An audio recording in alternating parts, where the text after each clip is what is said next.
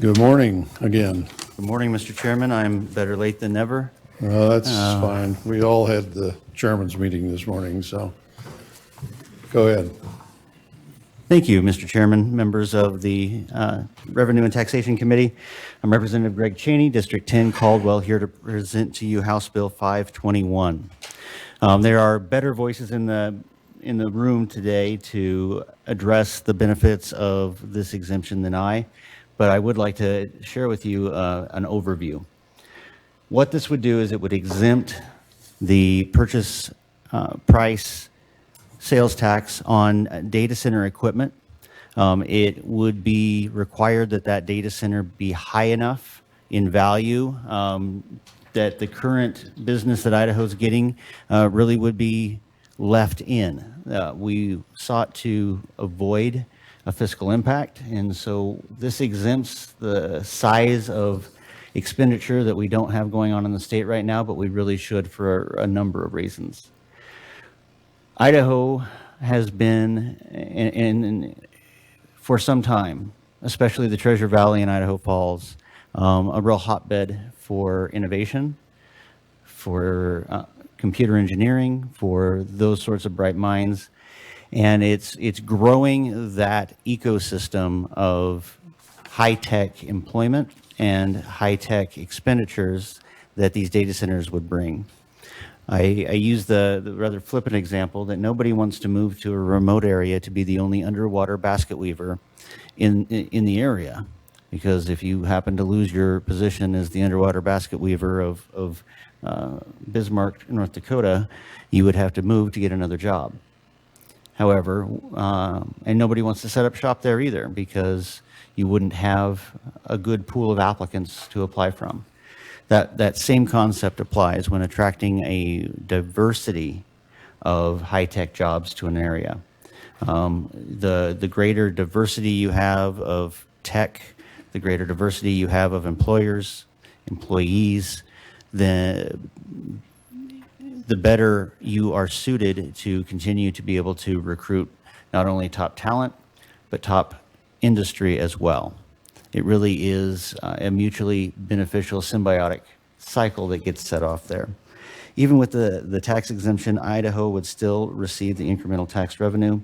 This tax benefit would be instead of, not in addition to, other state tax incentives for new businesses. And it would not go on the new construction roll, which would help drive down the rest of whatever county it happened to be built in's property taxes. With that, Mr. Chairman, knowing that we have the best voices in the room to answer the rest, I would like to yield my time at the moment to Steve Del Bianco to further present on this bill. Thank you, Representative Cheney. Come forward, sir. Introduce yourself. Tell us who you recommend or who you represent. Thank you for coming. We do have a number of people that wish to testify today. We are due on the floor at 10:30 this morning, so I'm not going to set any time limits, and especially not with you, sir. I'm not talking necessarily to you, but if it's something that's been said, we would appreciate it if you'd shorten your comments. So anyway, go ahead. Thank you, Mr. Chairman. Well, I'll be brief. My name is Steve Del Bianco. I'm president of NetChoice. That's a trade association based in Washington, D.C. of the internet infrastructure and internet service companies that you all know: AOL, eBay, Facebook, Google, Twitter, Lyft, Airbnb, Uber. These are the companies that are most keenly interested in the data center industry. However, the members are not in the industry of data centers. They happen to need a data center because that's how we store all the stuff that you do, the documents, communications, emails, photographs, and videos that you and other Americans are storing are creating an insatiable demand for data center storage. Now, we're eager to see Idaho join other states who believe that data center equipment deserves the same sales tax treatment that you already give to equipment that's used in ranching, farming, mining, agriculture, manufacturing. All of that is very similar to the equipment we're talking about at a data center. So what kind of equipment does it look like? This is the inside of a data center. It's racks and racks of servers. It's not all that interesting. And here's what they look like from the outside. So you've seen this one when I was here last year. This is the Facebook data center in Prineville, Oregon, just across the border. Now, here's a brand new one in Columbus, Ohio. This is Facebook's data center there, which is nearly complete. It's almost 1 million square feet, $750 million of cost, almost $250,000 in local construction spending in the Columbus area, and 1,200 construction workers earned almost $80 million in wages. And across the street from this facility, Google is building a $600 million data center on 440 acres. So they're typically large campuses that enable additional buildings to be constructed there. Capital investment by my member companies is growing. When we testified here last year, Mr. Chairman, you and a few others were wondering whether there was enough new demand that would drive investment for other states to get involved. Well, the Progressive Policy Institute's 2019 Investment Heroes report shows that 4 of the top 7 capital investment companies in the United States are Google, Amazon, Microsoft, and Facebook, Alphabet being Google's parent company. Almost $60 billion in capital investment in 2018 by those 4 companies alone. And that is growing. And that is what will make it attractive for states like Idaho to get in the game to compete for those data centers. So how does Idaho get in the game? I'd like to say that the Virginia experience is a good place to start. I live in Northern Virginia. It's the world's #1 concentration of data centers. And a new study just released last month by Mangum Economics counts the Virginia benefits that are attributable to that. For over 45,000 jobs, $3.5 billion in labor income, and this was in 2018 alone, $10 billion in economic output, and average wages of $140,000 a year in Northern Virginia, but statewide in Virginia, $126,000, which is double the statewide average. This almost didn't happen in the late 1990s. Virginia was considered itself at the heart of the internet infrastructure because America Online was based there, and we had about half of America's internet traffic passing through Northern Virginia. Tech was rising, and I had just sold my software company, and Governor Jim Gilmore had appointed me to the board of Virginia's Economic Development Authority. And then it happened. 2011, Virginia lost out to North Carolina on a $1 billion data center that Apple was building. What tipped the balance was that North Carolina had a sales tax exemption on the equipment in that Apple data center, and that's what won the game. That was a wake-up call for us in Virginia. Fortunately, NetChoice's advisor, Barbara Comstock, former congresswoman, was then in the Virginia General Assembly, and she immediately introduced legislation, not unlike H521. It was a bipartisan, statewide coalition that resulted in nearly a unanimous approval of that. That was the beginning of it in 2011, and Virginia remains #1 today.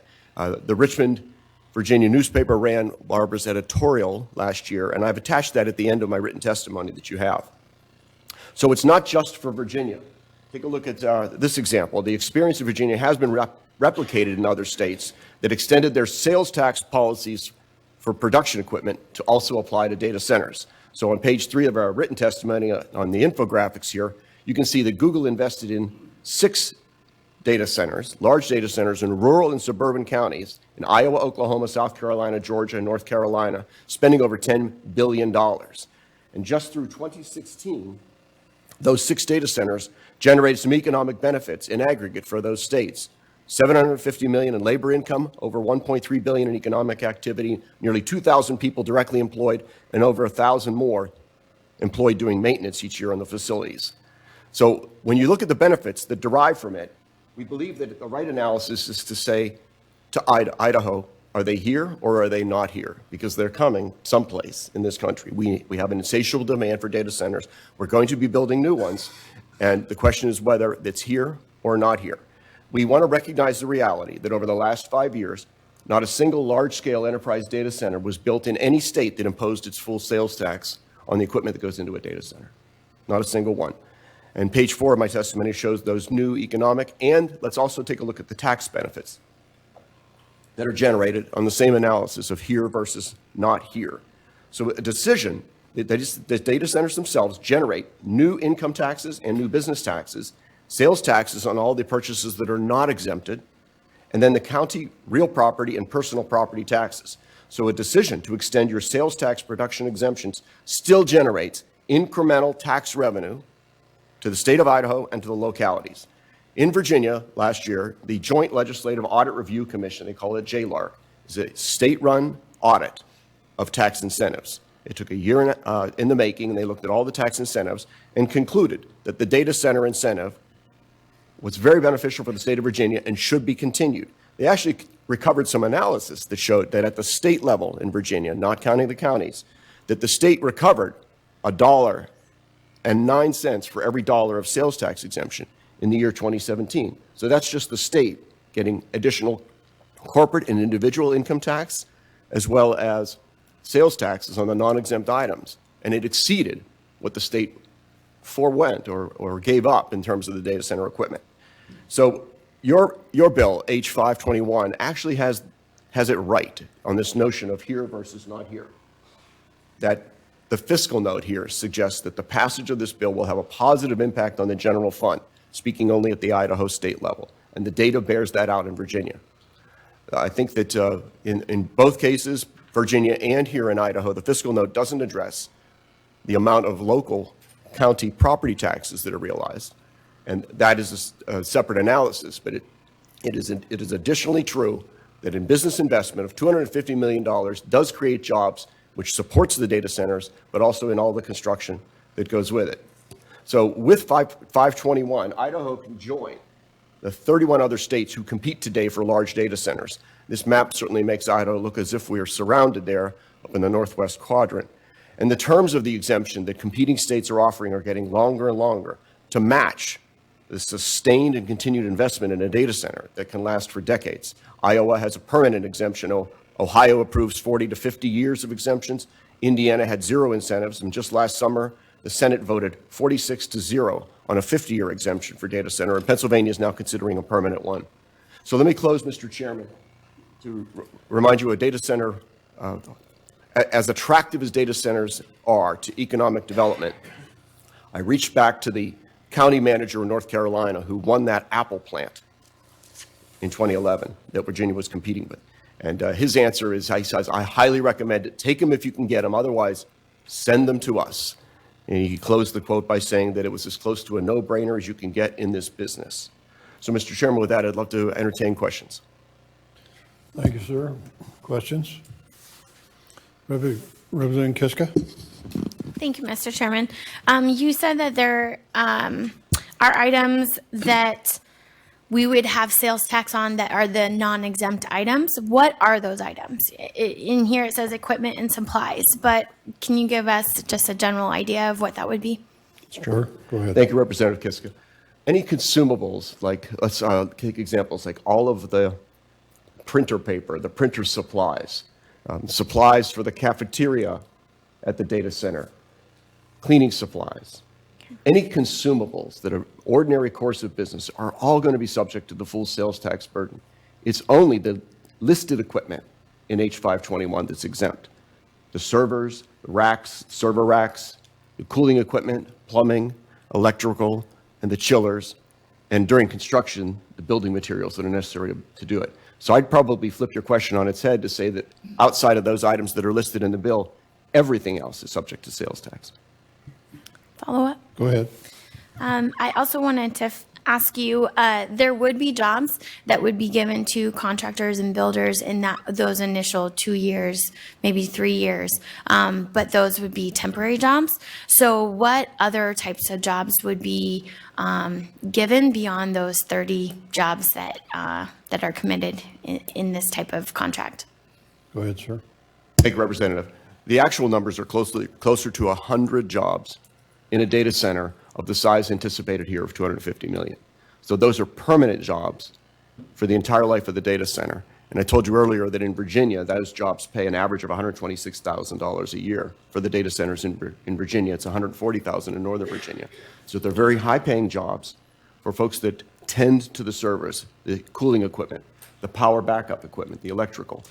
Those jobs are permanent. But in addition, there are contractors. And as some of the data that the U.S. Chamber had produced on page 3 of my document indicates that there are many other contractors employed in the maintenance of the facility, both interior and exterior, and the grounds around it.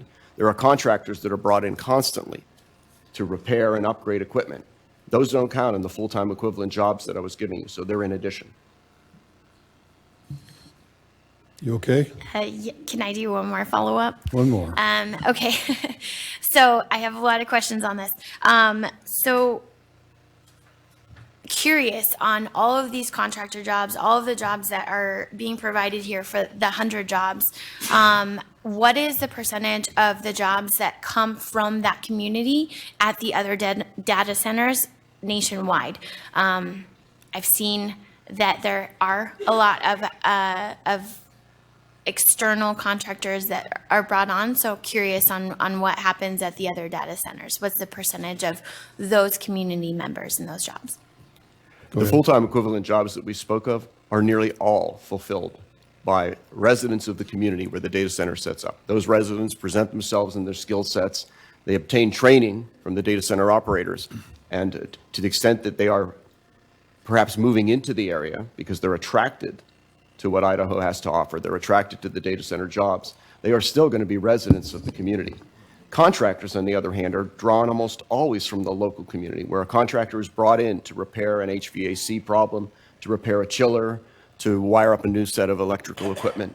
Those are contractors, and those contractors are taken from the local area. These companies are not going to fly electricians in from California to take care of things like that in Idaho. So plumbing, HVAC, and electrical would be local contractors, both during construction and during the maintenance and operations phase. During the operations phase, I don't have a percentage for you, Representative Kiska, but most of those 100 full-time equivalent jobs that I spoke of are drawn from the local community. Copy, thank you. Representative Mason? Thank you, Mr. Chairman. Thank you for your presentation. I was wondering if you could talk a little bit about some of your trade. Oh, let me back up a second. Obviously, data centers use a lot of energy. Some of your trade association members, I know you have some big ones listed here. I think there's 6 listed in this document, and you say many others. I was wondering if you could talk at least about the big ones that you have listed here: AOL, eBay, Expedia, Facebook, Google, and Twitter. What those companies' commitments are to clean energy, to ensuring that either the power that they're using in these data centers is either comes from clean energy or is offset by, however they decide to offset it. And if they have commitments in place within those companies to go that route.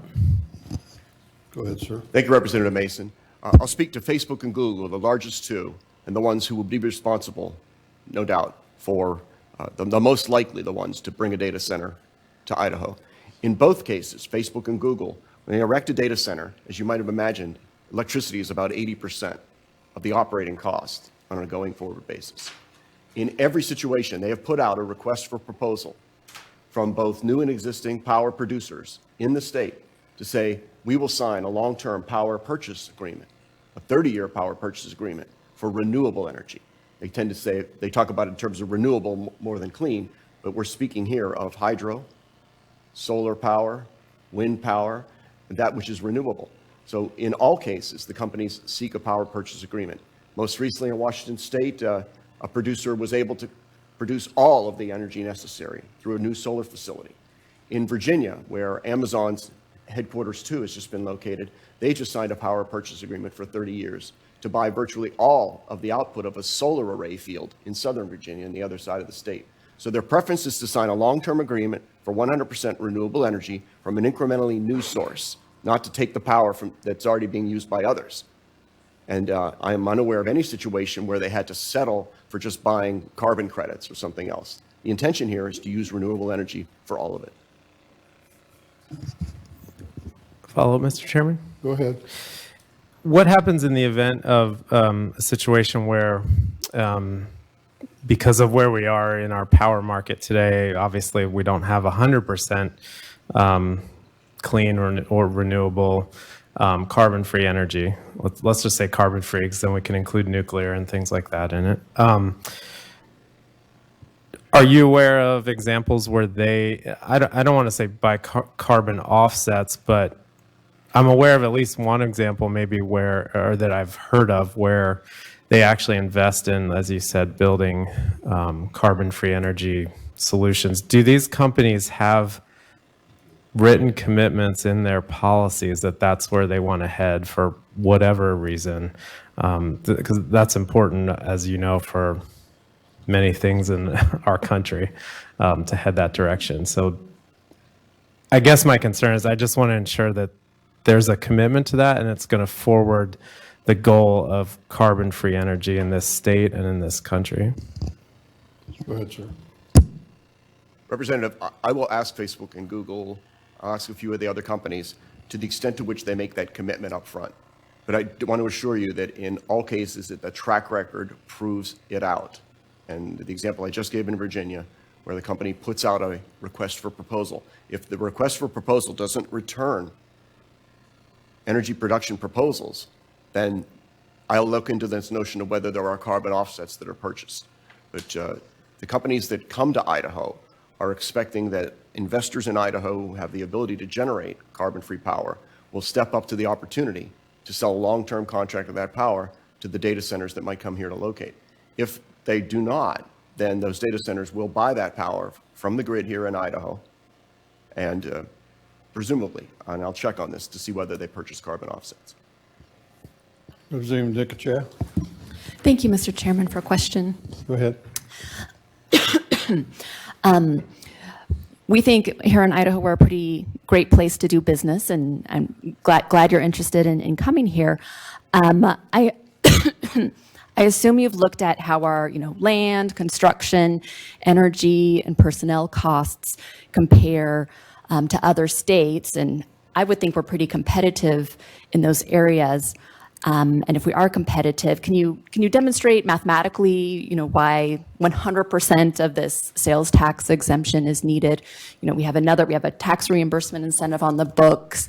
The maximum there is, 30% off your, various forms of taxes. So if you could just walk me through the math, I'd really appreciate that. Go ahead.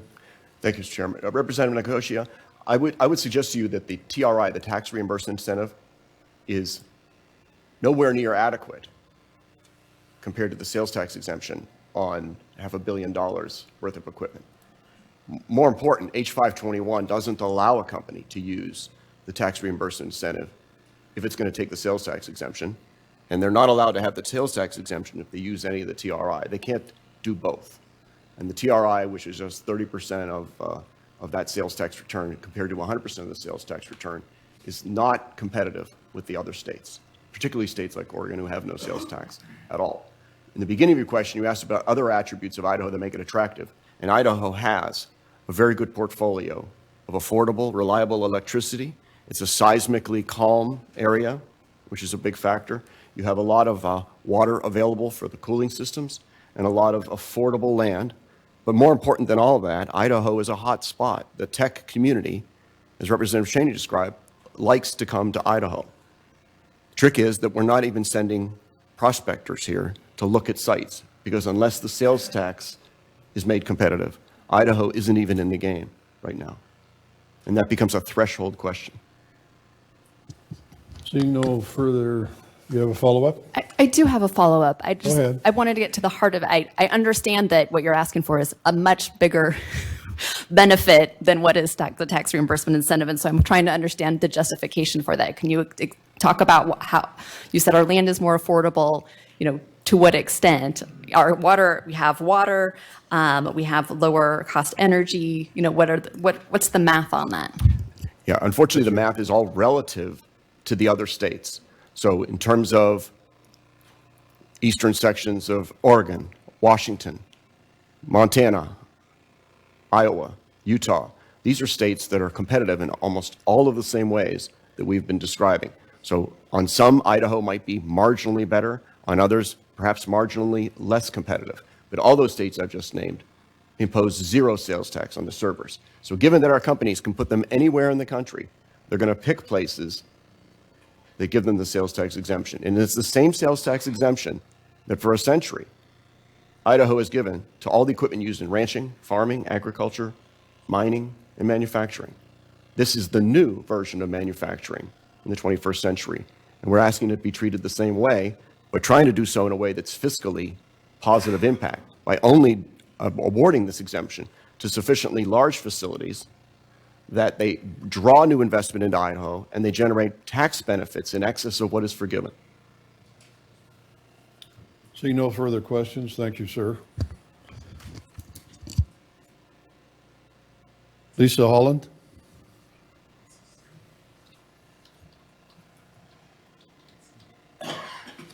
Good morning. Good morning. Thank you, Mr. Chairman and representatives. My name is Lisa Holland, and I am the Economic Development Director for the City of Kuna. We are a community that once was considered rural and seems to be growing really quickly along with the rest of the metro region. But one challenge we have in Kuna is that we've grown a little bit as a bedroom community. So 95% of our population commutes out every day. A lot of our tax base comes from residential. So when we look at this data center bill, we see a big opportunity for a community like Kuna and some of the other smaller communities throughout the state as well. In order for a company to, or in order for a company to qualify, they would have to spend $250 million before the exemption would take place, and they have to create 30 direct jobs. And for a community like Kuna, 30 direct jobs for us would quickly become one of our larger private employers. So we see it as a huge opportunity. In Kuna, we've actually had a couple of site visits from data centers that were looking at our community, and they stopped the conversation after they had the site visit because we don't have the exemption that helps us compete with other states. So if we were to have this exemption, I think Kuna and other communities like us would rise towards the top of that list. But the other benefit, I think, for a community our size is they were willing to help invest in infrastructure improvements that we would need to help make sure our water systems, cooling systems, sewer systems would work efficiently in the long-term future. So I think their investment beyond just, the sales tax exemption would be significant for a community our size and for others around the state. So, we would love to compete for some of these projects in the future and appreciate your consideration this morning. Thank you. Thank you. Ms. Holland, you have questions? I'm a graduate of Kuna High School. It was a couple of years ago, but thank you. Clark Krause? Probably didn't pronounce your name right, Clark. It's been a while since I heard it. Go ahead. Mr. Chairman and representatives, I'm the executive director for the Boise Valley Economic Partnership, and we do economic development every day, trying to bring new opportunities. Tell us your name, sir. Clark Krause, excuse me. Okay, go ahead. We try to bring opportunities into the valley every day, but we also try to help the state of Idaho grow. So if something doesn't fit that we've brought in or that we see as a fit for isn't a fit for the valley, we try to make sure that the state of Idaho gets its due opportunity. Couple things that we see, we handle about 70% of the projects that come into the valley when it comes to new companies looking or the site consultants that come to us. And one of the things that I've seen over the last, I've been here since 2010. We see about 1 to 2 of these a year that come to us and are very interested, these data centers. And as Lisa said, once they start talking about what do your incentives look like, or what is going to happen with my equipment, the conversation fades quickly. They all love the fact, they love our weather, they love the non-hazardous area that we live in, they love the land, the safety that our cities have here. There are a lot of reasons that they want to be here, including water. And so they don't fit in every place in Idaho, but there are places that these projects would be perfect for. And I'm not just talking about the metro. I see this opportunity as being very good for rural Idaho as we move forward as a state. The other thing I would just like to emphasize is the fact that if we want to be part of the information age, we need to have information age type companies here. And data centers bring infrastructure. They bring the type of people that are going to be creating the future for our kids and our families. And I think that's very important as we go forward. Thank you. Thank you, Clark. Questions? Seeing none? Thanks Thank again. you. Carolyn Merritt?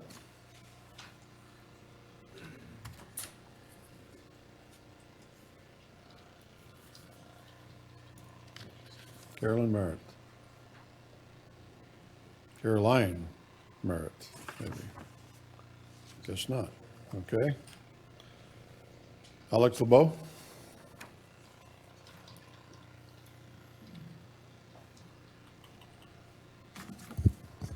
Mr. Chairman. Alex, welcome. Thank you. For the record, my name is Alex LeBeau. I am the president of the Idaho Association of Commerce and Industry, and we are here in support of House Bill 521. And there's been a lot of discussion on this legislation over a number of years. We think that this is a exceedingly good piece of legislation that will do a tremendous amount of, it'll help our tech sector tremendously throughout the state. It's been said a number of times about the production exemption. It's been referenced. This is sort of the modern version of a production exemption. And then there's been some discussion about, well, you know, Idaho's a really great place to do business, so people should just come here. And we all think that. We all live here for a reason. But that's not reality. The thing about it is this isn't the bleeding edge, and this is a low-risk piece of legislation. 30 other states have this already. And they're the ones that are already receiving the benefit. And you see that over and over and over again. The reality is Idaho isn't in this game. Idaho needs to be in this game. Idaho needs to be a part of it. Idaho will be a desirable place for these types of industries. And it's an important move forward in expanding our economic diversity throughout the state of Idaho. Again, Mr. Chairman, we would strongly support this bill being moved to the floor with the do pass recommendation. Well, that was short and sweet. Good. We That's the way you like appreciate it, that. right? Any questions for Alex? Thank you, sir, for coming. Sean Shupak? I probably mispronounced your last name, but probably not the first to do that. Anyway. Mr. Chairman, members of the committee, my name is Sean Shupak, and I'm the Director of Public Policy for the Idaho Associated General Contractors. I am here today on behalf of the Idaho Associated General Contractors 600 member firms to testify in favor of House Bill 521. As you know, the construction industry is a pivotal part of Idaho's economy. Last year, the $5.1 billion in construction activity made up about 6.7% of the state's GDP and employed over 50,000 Idahoans. I won't reiterate the figures, but as you have heard today, this bill would foster the conditions for hundreds of millions of dollars and thousands of jobs directly related to construction. What this means is more high-paying construction jobs for local Idaho businesses, workers, and families.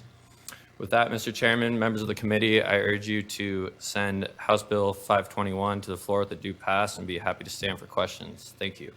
Thank you, sir. Questions? Seeing none? Thank you. Rick Smith.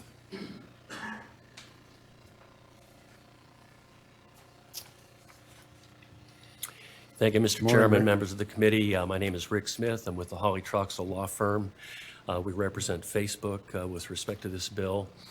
I signed up to testify in case any questions came up, primarily in the questioning of other witnesses about the actual terms of the bill, the language of the bill. I haven't heard any questions directed to any other witnesses, and perhaps there are none. But if there are, I'd be happy to stand for questions about the effect of any specific language in the bill. I think it's pretty clear. It provides a sales tax exemption for data center equipment and the equipment or the materials used to build a data center, and conforms basically with the laws of about 30 other states. But if there are any other questions about the bill, I'd be happy to answer them. Any questions for Mr. Smith? Representative Ricks. Yes, thank you. So on page 5, starting at line 30 there, section 6, can you explain the full impact of what that would do? Yes, Mr. Chairman, Representative Ricks. One of the concerns, let me back up. One of the big benefits that we see to data centers, now this bill is a sales tax exemption, right? But one of the big benefits we see to data centers is in the property tax area. It's going to be a huge increase in whatever locality a data center would locate. there will be a huge increase in the property tax base, which would really reduce levies for all other taxpayers. The property tax burden in that area will now be shared by another big taxpayer. So we saw a big property tax benefit. One concern that had been expressed, though, is that if you're going to have a new data center located in a community, it potentially would represent new construction that would allow a local government to increase its budget and increase property taxes, which might partially offset that reduction in property tax levies as a result of the increase in the property tax base.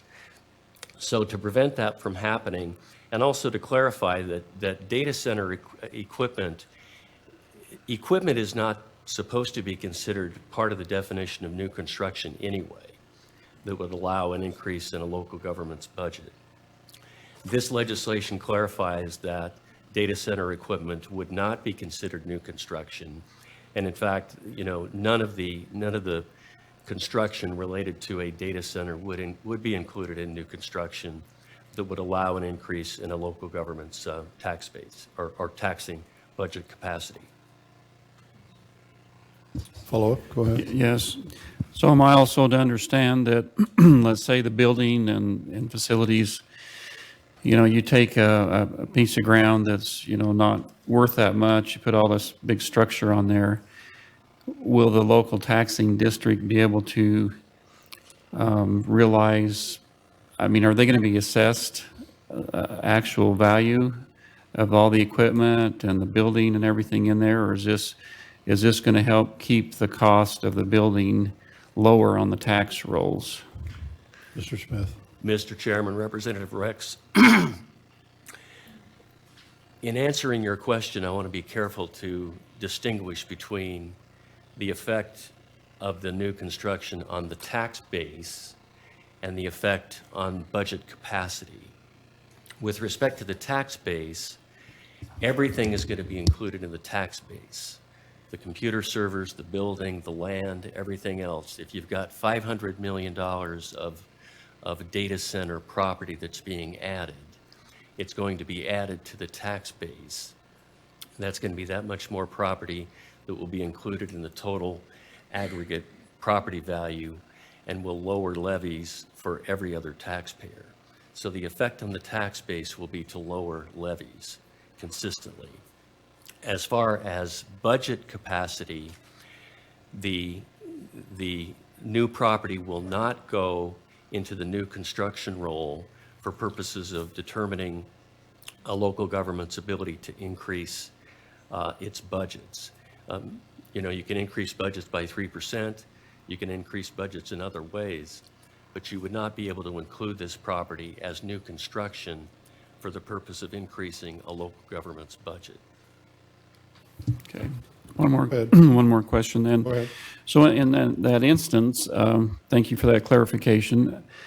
I assume there's going to be a fair amount of infrastructure, maybe roads or certainly power lines and everything else. Will the data center project, will that be covered? Or, is the local government going to have to help foot some of the costs for the infrastructure to you see what I'm talking about? I understand the reason, and it's nice that the valuation's not going to be there, but will the data center project help pay for all the infrastructure and the impact? Mr. Smith. Mr. Chairman, Representative Ricks, I would assume that if there are infrastructure costs, like power lines and sewer systems, first of all, a local government would have the opportunity to assess impact fees to help cover the costs of those services. One thing about a data center is there's going to be a fair number of really good paying jobs, but it's not like you're going to have 10,000 people working in this new facility. It doesn't, my understanding of data centers is that they do not create much additional demand for local government services. Things like, as I say, initial things like power hookups, that's probably a matter between the data center and the public utility. I can't imagine local government getting involved in that. If it is something local government needs to get involved in, I think there are probably impact fees that can be used for that purpose. So I hope that answers your question. Representative Anders. Thank you, Mr. Chairman, and thank you, Rick. So I just want to make sure that I'm completely clear. I understand how the personal property, the servers, would be handled under the provisions for new construction, for the new construction rules. But I just want to make sure I'm clear on the actual structure. I thought I heard you say that all of the value in the investment would not go on the rolls, and that's different than what I understood previously. Can you just clarify that? Mr. Chairman, Representative Anders, again, distinguishing between what goes on the rolls, the basic tax rolls, everything goes on the basic tax rolls, right? As far as the new construction rolls are concerned, the way the bill is drafted, none of the new construction would go onto the new construction rolls. The data centers, the data servers would not go on, and the building would not go on. Mr. Chairman? Follow up. Go ahead. So when I read on the last page, lines 30 to 32, and because it talks about the components of the investment that do not go on the new construction rolls, it only refers to those items that have been exempted from sales tax. Mr. Smith? Mr. Chairman, Go. Representative Anders. Just a second. I don't think he's quite done with his question. Yeah, I am. You are. Okay. Go ahead, Mr. Smith. Representative Anders, yes, there is a consistency or a parity between what is going to be excluded from the new construction roll and what is going to be exempted from sales tax. Okay.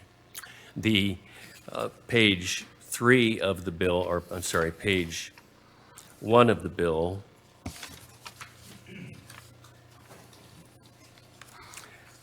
Are you referring provides, to line 13? Yes, right. Line 13 provides that it's the new data center facilities as well that would be eligible for the sales tax exemption.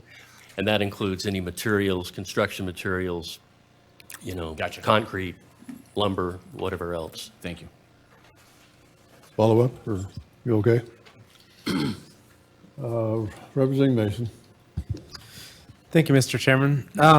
Just a quick question to kind of follow up on the question I asked earlier. Are you able to articulate Facebook's company policy on clean energy, carbon-free energy as it relates to, say, Facebook's investment in a data center?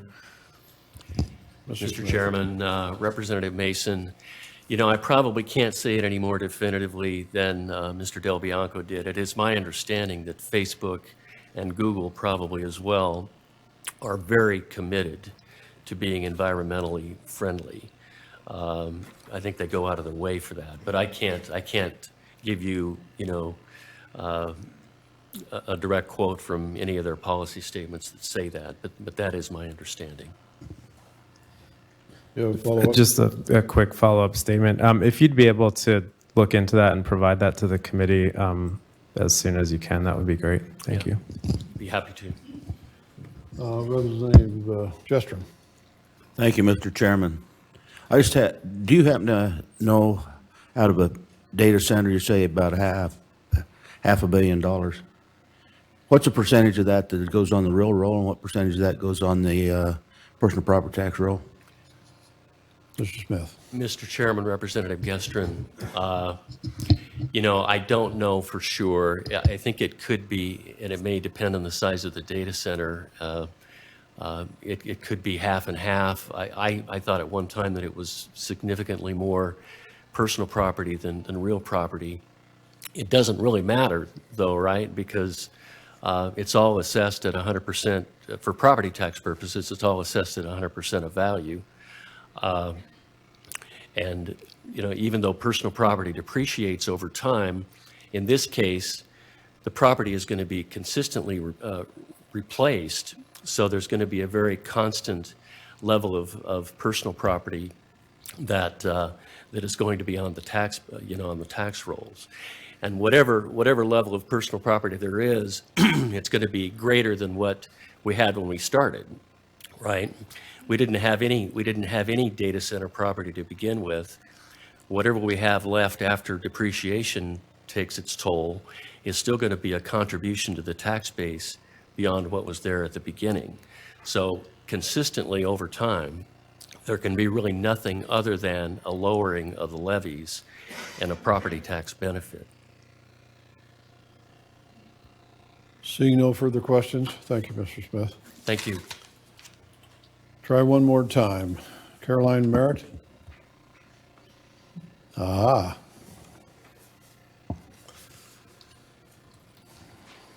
Welcome. Thank you, Mr. Chairman. I apologize. I was presenting an RS in Health and Welfare. Mr. Chairman, members of the committee. I guess that's important. Yeah, sorry. No, go ahead. Mr. Chairman, members of the committee, my name is Caroline Merritt, and I represent the Idaho Chamber Alliance. The Alliance is comprised of 22 chambers from across the state and allows individual chambers and our 10,000 business members to speak with a unified voice in front of the legislature. We're here today in support of House Bill 521. You've already heard the facts in support of bringing data centers to Idaho, and the Chamber Alliance would echo all of these reasons.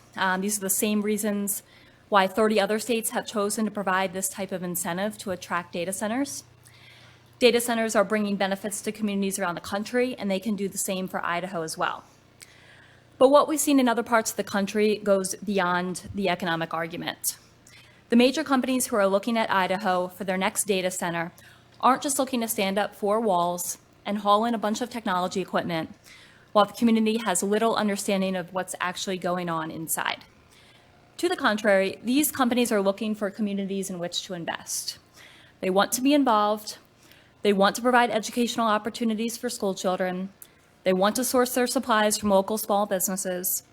They want to outfit school buses with Wi-Fi and roll them into rural communities so that children who may not have access to the internet at home now have a place to complete their homework after school. They want to provide grants to place more computers in the classroom. They want to add robotics programs in schools and build labs with 3D printers where kids are designing and building drones.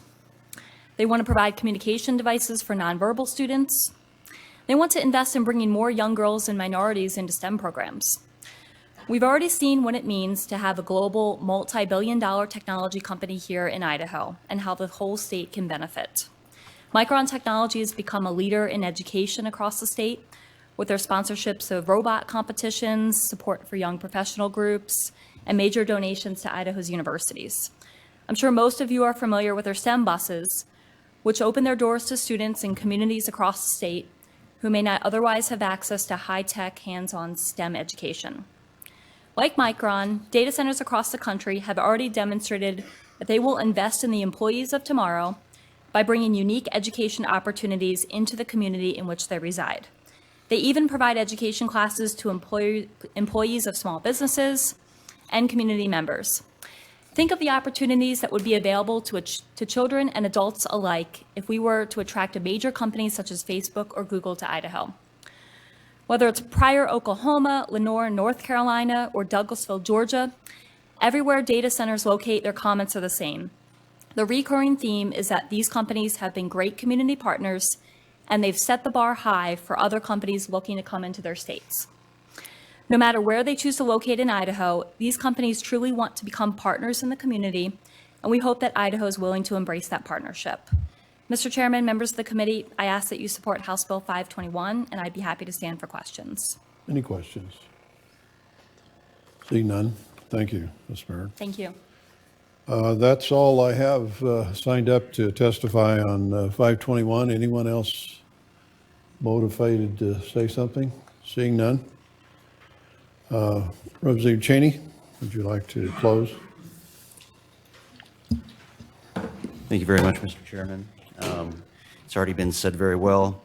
Let me just say, actually, if you'll indulge me, Mr. Chairman, could I do something just real quick? I would Go ahead. like to get a selfie with the committee if I could.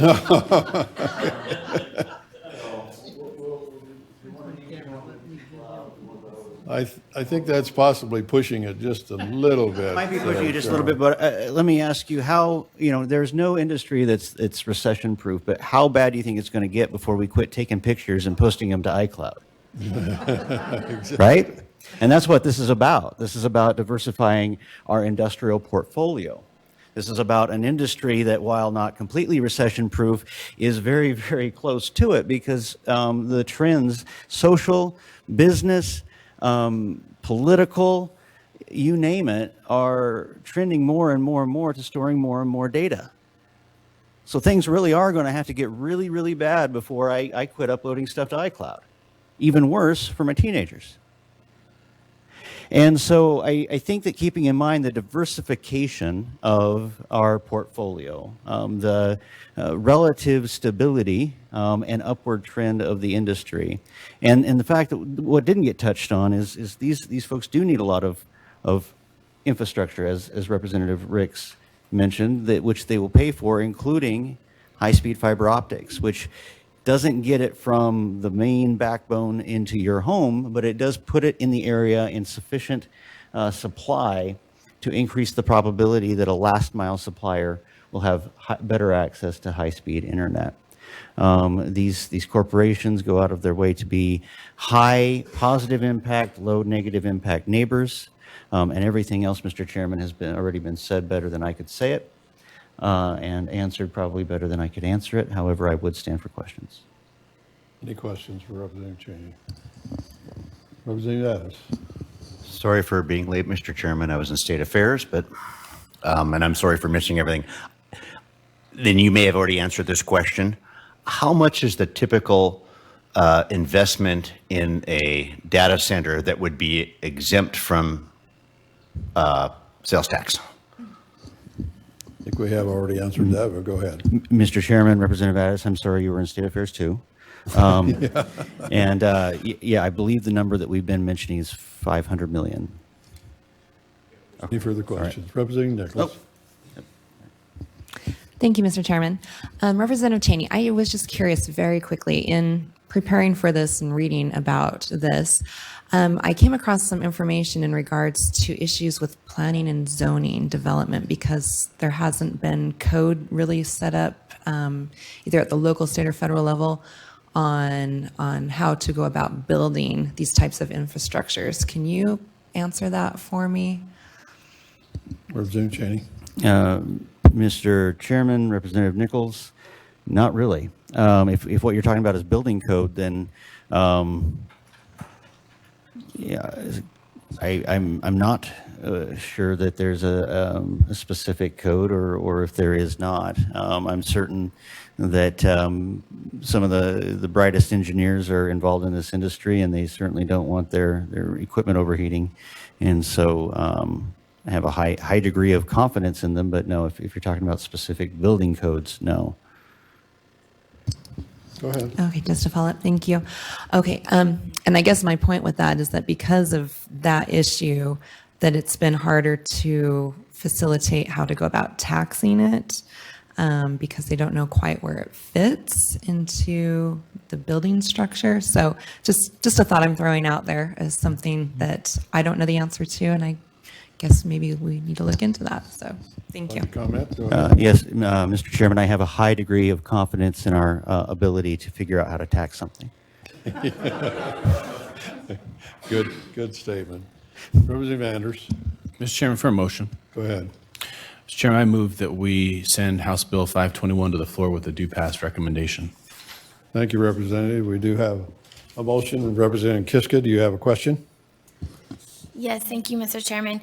Representative Cheney, I have a question about she had just brought this up with the property. Is the property being sold by the city, or who owns the property now that would be sold to a data center facility? Representative Cheney. Mr. Chairman, Representative Kiska, could belong to anybody. Okay, so it could be private, could be city, could be, okay. Yeah. You got a big enough piece of ground that it would be whether private, city, or whatever. Questions for Representative Cheney or on the motion? Mr. Chairman, I have a question. Thank you. As we think about exempting this versus how the tax reimbursement incentive works, I'm understanding that these things pay a lot more in sales tax than they do in other taxes, and I'm trying to understand to the extent a data center operating in Idaho would even owe corporate income tax if they aren't making, if it's a company that makes money off of ads rather than really storing data. To what extent will the state receive any corporate income tax, and what other state revenue will we get from this? Representative Cheney. Mr. Chairman, Representative Nexchia, yes, any portion of the profits that can be attributable to operations in the state are subject to income tax. Clearly, if you're talking about Alphabet, it's probably going to be in one data center. Hypothetically, you're probably talking about a pretty small percentage. There are income tax paid on the salaries on the employees that would be employed as a result of this, and the biggest benefit would be to the property tax payers who would have additional value there to offset the value of their own properties. And really, in exchange, we're exempting something that we don't have already. So like I said, I think at introduction, it's a little like exempting the cost of unicorn rides at this point, because it's not going to cost us anything because we don't have any to offer yet because we haven't exempted it. Representative Ellis, you have a question? No, sir. Mr. Chairman, just a comment on the motion. Go ahead. I have to say I'm in favor of the motion coming in, but it was truly Representative Cheney's selfie habit that I'm interested in supporting. Okay. And now that we can provide the infrastructure for that, which I imagine is large, that's great.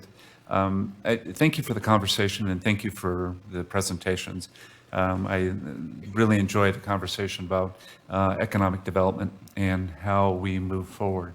And the case made is fairly clear to me, and has been clear to me, towards economic development. So thank you for the discussion and the presentations. Thank you. Representative Anders, did you have a Yeah, just to speak motion? Just to speak to the motion. Go ahead. Thank you, Mr. Chairman. I've liked this bill for a long time. We've talked about this for I can't remember how many years, but it's been since really these things started popping up. And one of the arguments that's kind of delayed this has always been, well, they'll show up anyway. And clearly that's not happening. I think it can happen, and I think that they'd be a great community participant, but they're not going to come here unless we do something like this. So I'm glad to see this moving forward again. I really like the diversification of the tax base. We talk about property taxes. One of the things that we can really do to help offset residential tax burden is to try and diversify it and see projects like this come in. So for a number of reasons, I'm happy to support the motion. Thank you. Questions comments on the motion? Go ahead, Representative Mason. Thank you, Mr. Chairman. Just to comment on the motion, I am going to support the motion. I think there's in addition to the other benefits, we have a serious property tax issue that we're trying to grapple with. This may help with that if one of these companies moves in. But beyond that, even more serious to humanity, the issue of climate change and any allies that we have in the getting to a more carbon-free future is, I think, critical. It is critical. One thing I would ask, though, is if Mr. Del Bianco or your partners could provide those written energy policies of at least the major companies that you can track down prior to this getting to the floor, that would be helpful, because that, at least for me, is a key to sort of the yes or no here. but I will support the motion to move it to the floor. Thank you, Representative. Committee, more discussion on the motion. Go ahead, Representative Yes. Ricks. Thank you, Mr. Chairman. I got to be honest with you. I will support this motion. I'm really more lukewarm to this idea. I would rather see us have 1,000 small businesses come in and support small business. I understand this will be a benefit to the economy. There's certain, I mean, there will be benefits coming from it.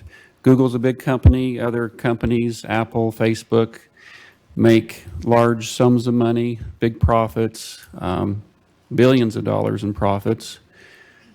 We're providing sales tax exemption here, where a small business wouldn't get those, would pay and help contribute even a little bit more.